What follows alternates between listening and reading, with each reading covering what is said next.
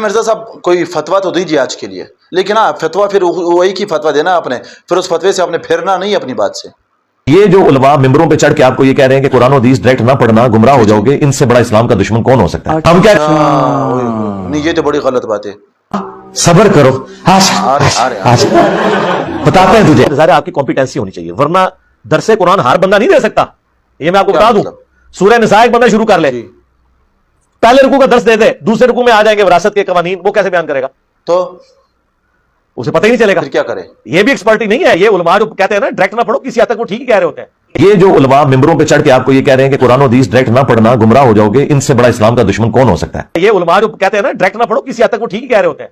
दूसरी कौन सी बात सही है, कौन सी गलत, समझ में नहीं आ रहा है यार। आपका तो पता ही नहीं चलता कौन सी क्या बात सही है, कौन सी गलत। एक दिन फतवा देते हो, अगले दिन उसी फतवे से यूटर्न ले लेते हो। अब आपके स्टूडेंट को समझ ही नहीं है आपकी कौन सी बात माने कौन सी ना माने।